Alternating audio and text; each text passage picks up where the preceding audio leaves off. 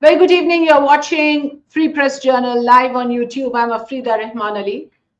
Donald Trump is shifting positions. Is he shifting loyalties? Because we see a changing narrative. Of course, that's how it has been since he has come to power, changing dynamics, shifting loyalties.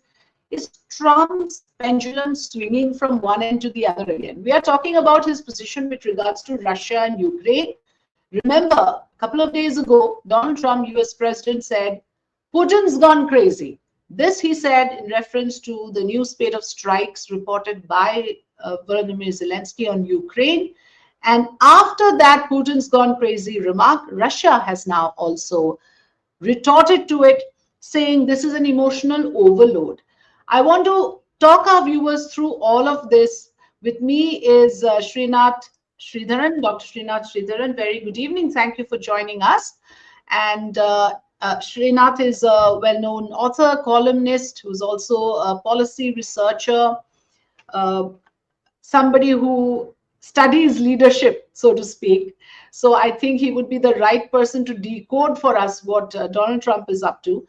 First, the statement, Srinath, good evening. Thanks for joining us. Good evening, Afrida. The statement coming from Trump about Putin, that he's gone crazy. Now, you know, before this, he berated Zelenskyy in the White House, and now it's Putin's turn. What do you make of this? Are the loyalties shifting? Is Trump actually undecided whether he fully backs Putin or not in the Russia-Ukraine conflict? See, I think Trump has used what we call as transactional politics, but he's also doing transactional emotions. He tries various tactics to figure out where do people stand. If you remember, his very first term as US president was kind of marred by allegations that Russia helped with fake votes and digital advertising and so on and so forth for the social media fake narrative to help Trump win. So what did the kind of one of the theories, conspiracy theories in the Western world was Trump was actually helped by Russia to become the president of the United States. And we heard him berate Ukraine president. We heard from then on so far, we've also seen him accept a $400 million plane gift, which has kind of thrown the US domestic politics into a tizzy. Then we also saw the South African president very cheekily say, "I don't have a plane to give you." Yeah. So what does it mean? I think the conventional world of diplomacy, which was seen as prim and proper, is literally broad street talk to the conversation. He's attempting the bullying tactics. He's attempting saying, "Hey." So I think the so-called Trump and Putin bromance probably for now is on hold. It's run into rough weather. Run into rough weather because if you heard him actually speak about Putin saying that he's got a great plan and we're going to solve this war quickly and so on and so forth just 2 weeks ago. You know, he said a lot, Srinath. Let me just put it out on our screen. What exactly has Donald Trump said? And this CNN has put out as well. I'm not happy with what Putin's doing. He's killing a lot of people. I don't know what the hell happened to Putin.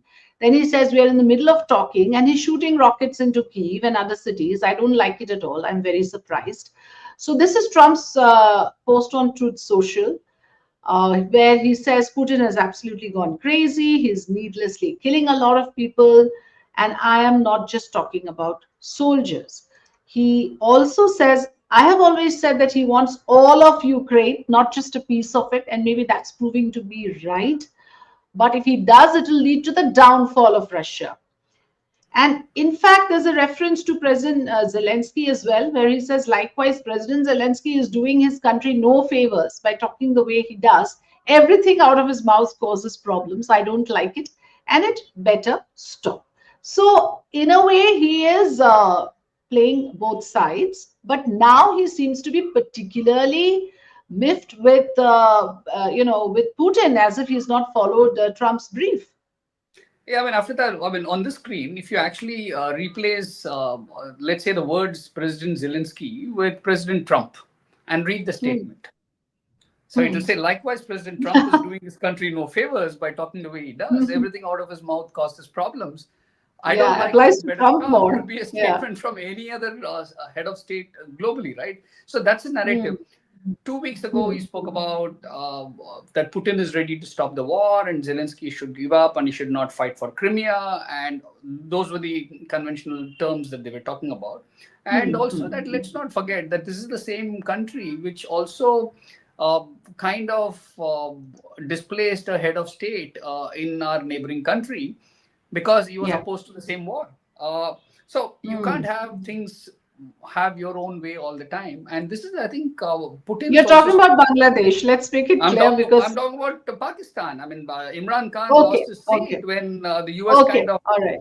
And that was one of the IMF bailouts that they got. For and I thought you were also referring to Sheikh Hasina's. I mean, that's another one. So the fact US deep state and stuff like that. Anyway, carry on. Yeah.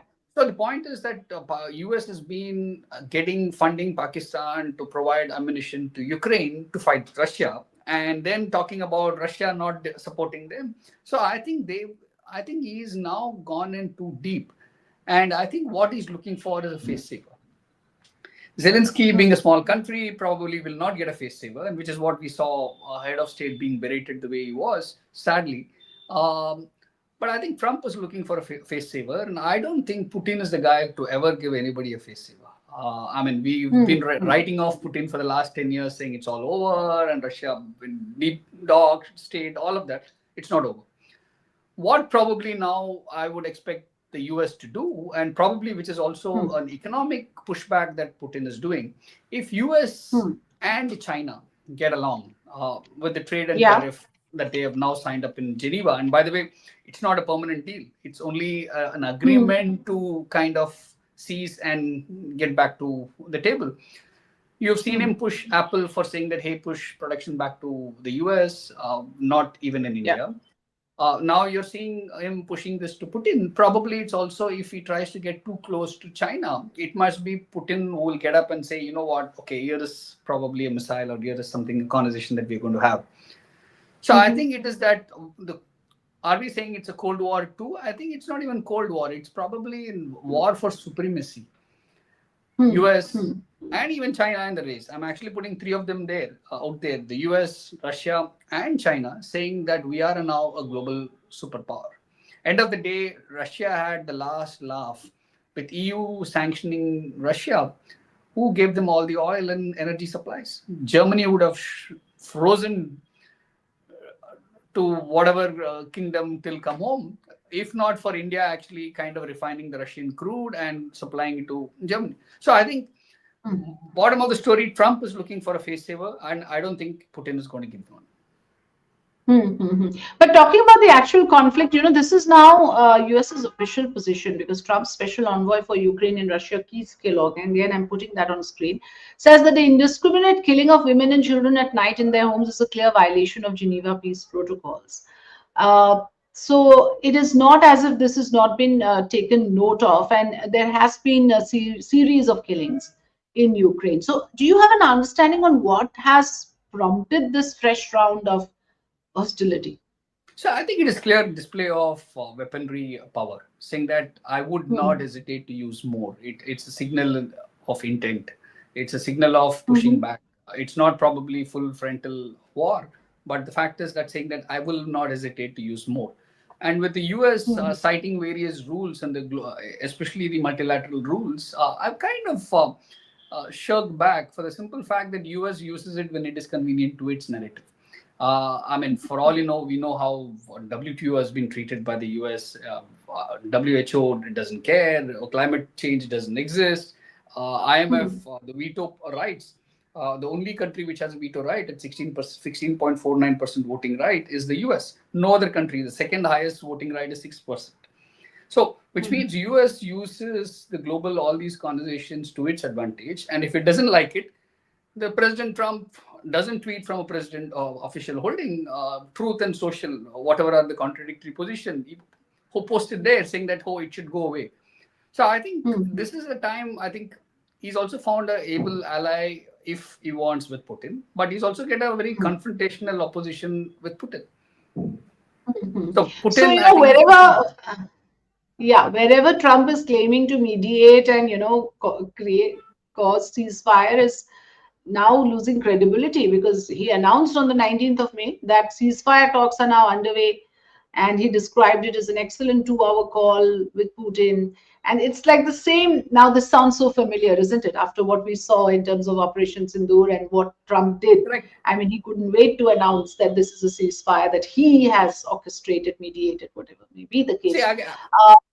Yeah. so as the WhatsApp chatter had one of those forwards which went viral, he's like the eager beaver uncle in all of our family groups who wants to announce it the first, right? Whether he knows it fully or not, he just wants to announce it. Yeah. But again, it shows the kind of, I think, the statesmanship of heads of state that we expected or grew up with, and what we have in today's world. That's a reality that we have. It seems, after that episode in the White House, Trump and Zelensky actually met in Pope Francis's funeral in Correct. Vatican, and they had a face-to-face conversation. And it did seem like, it is not as if, it did seem that there is an intent there as well. Seeing that the entire Western world, by the way, Srinath, you see, when it comes to UK or France or Germany for that matter, their positions are very, very clear in support of Zelensky. So now with Putin also, with Trump also gravitating away from Putin, do we see a changing dynamics there? See, I think very important to note here, Afrida. I mean, what has been attempted against Russia has been the economic sanctions, and it's been 2 years since it happened. It has not crumpled; it is going strong. So the reality is the Western narrative of, hey, we will fight wars not just through ammunition but also through economic sovereignty being cut off, has not worked with Russia. So I think it's a really what you call point of no return for all parties concerned, which means that realistically, we need face savers for everybody. Because without face saver, none of these, at least the two parties, will not retreat from their current position. And let's not forget that Putin doesn't have to stand for any election. Whereas there are midterm state elections that are coming up in the US. There's a big difference electorally. And two, Zelensky, I think at some point in time, what we all saw during the Pope's funeral, that 15-minute conversation, we thought it's just going to happen within a couple of days. And finally, ceasefire would happen. And when Putin, just 10 days ago, when Trump announced, we had a fantastic 2-hour conversation, phone conversation. It looked as if the details had been flushed out, saying that, okay, this is what we will do and all of that. But I think somewhere I feel that probably that package, remember that package that Trump alluded to, saying that the minerals and the rare earth package that Ukraine would offer to the US, and US would kind of pay back for the war expenses and so on in return for that. I think that could be, I'm speculating here, that might be one of the sore point from other countries as well, which that kind of meant that the US would get the first right of refusal and exclusivity towards some of those access. And why would everybody want Ukraine? The fact is, if you're doing anything in semiconductors, if you're doing anything in high-end electronics, you need that raw material. And US being hungry for AI and quantum computing needs access to that. So there is a very big factor with regards to trade dynamics here, which cannot be ignored, and I think you explained it very well. Before I conclude this conversation, I want a quick word from you on India's situation as well with regards to US mediation. Again, there has been a lot of back and forth, and of course, we have the External Affairs Minister summarily, squarely denying that there has been no US mediated ceasefire. It was a decision taken bilaterally. It, of course, doesn't suit India to have to internationalize this issue. But in terms of what Trump tried to do or managed to do, there's a very large, number of people here in India as well who believe that there was nothing, that this had to happen. I spoke to so many experts and they said, no, somebody as a third party had to come in. And if Trump or US did that, and if there was indeed an overnight call with JD Vance with the two DGMOs, that's totally believable, and that's not even something that doesn't happen in normal course or typically doesn't happen. So where do you stand on this, and how Trump wanted to come into the conflict between India and Pakistan? So I think I would go with the other conspiracy theory from arms market perspective, right? That's been floating around, saying that with India's defense capability, which kind of disarmed Pakistani air bases and radars and so many other equipments. Let's remember that Pakistan used ammunition provided by China and a lot of technology provided by the US. So if India had gone further on and kind of destabilized all their defense forces, the Pakistani defense bases, US would have found itself extremely embarrassed to sell its technology to any other country.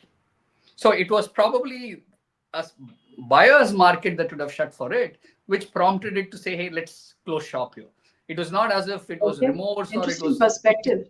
peace at all. It was absolutely saying, I need to sell this to 50 other countries where I can finance it and sell it to them, rather than actually be exposed saying that my old generation technology doesn't work, and India kind of finished it.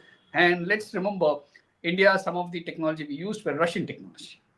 And I think that is also the narrative where the so-called bromance could have fallen off, saying that I really now seem silly because my defense weapons did not work and you kind of exposed me, A which certain means that supremacy there. yeah, and there's a defense lobby. Let's face it. I mean, the US has always had very strong Hmm. defense lobby. The pharma lobby and the tobacco lobby has been very, very strong.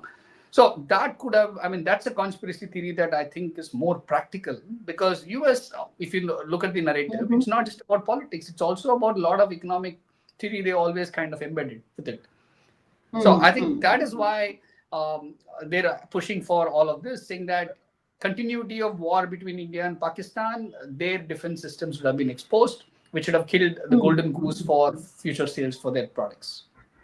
Yeah. Since we are talking about changing dynamics and evolving dynamics and shifting loyalties, what do you make of the outreach by Bangladesh to China? Because now what is happening is in our immediate neighborhood, we see some sort of a ganging up, with China already backing Pakistan, and if you have Bangladesh warming up to China as well.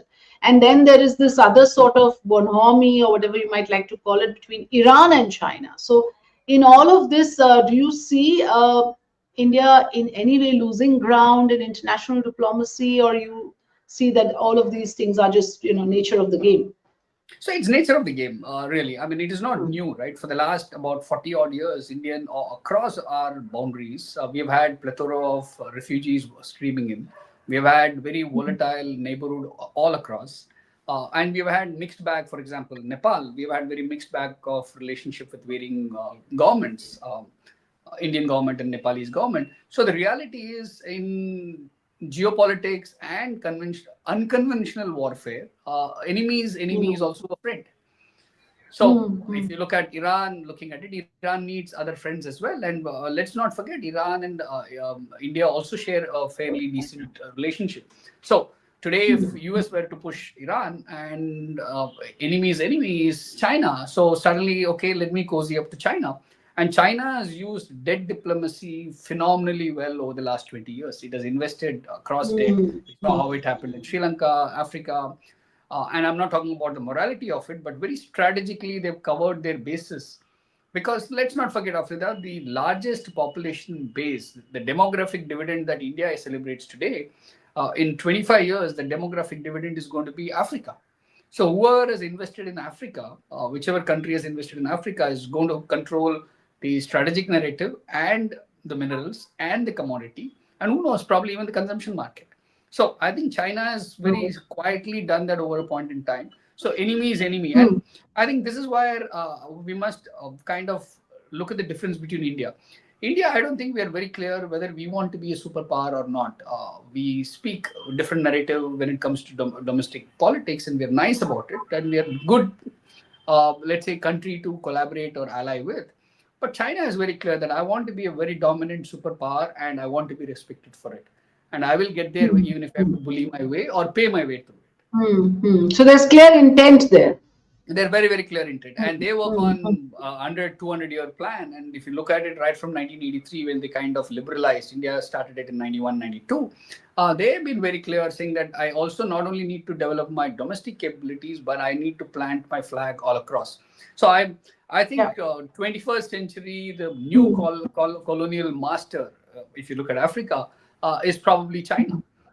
So they have been doing diplomacy and moving all across. And if you look at the history of China, the history of the Chinese Navy, right from the 15th, 16th century, they've been actually visiting Africa. So it is very clear that China wants to be a superpower in 21st century, and US is not going to like its supremacy to be challenged. It fought many decades with Russia to hold on to its power, so to speak. Russia, but when they thought that USSR, even getting after fragmented, will kind of disappear, Russia has not. At least under Putin, it has not ceded space at all. And suddenly they also have to contend with China. And that's going to be the largest narrative because let's face it, today, while the President Trump might want the US to become great again and manufacturing to come back, the unit economics doesn't allow it. And without China, and China always think of it as the world's factory. And without that, you might fight them, but you still need them. Most of your equipments that you use, consumption that you use in household to factories, all come from China. So it is going to be a very interesting, volatile relationship, saying how are you going to fight? So will it become what I call as collaborative competition?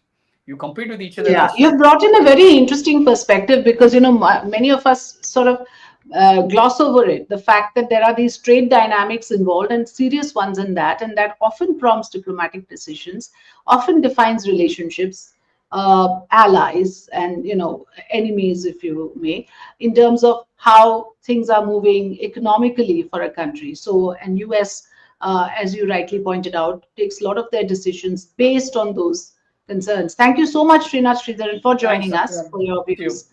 And thanks for your time. Thank you very much. Thank you so much.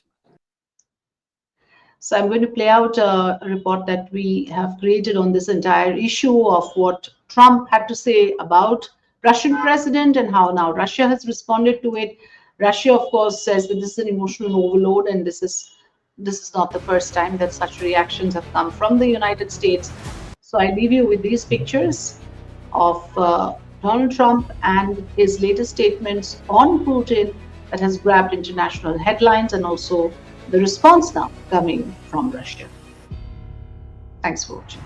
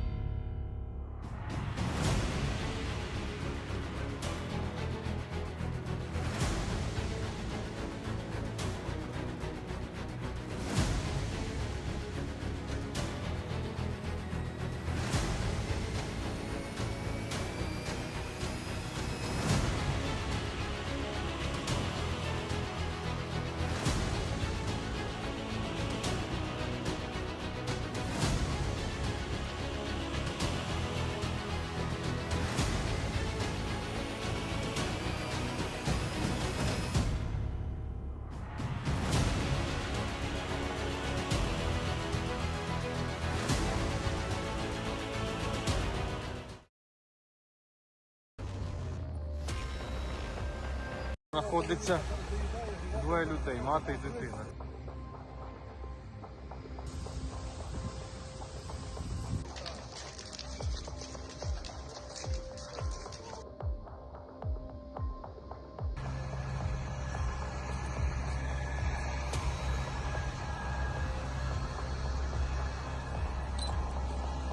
В якому будинку? Ймовірно, в цьому будинку знаходиться двоє людей, мати і дитина.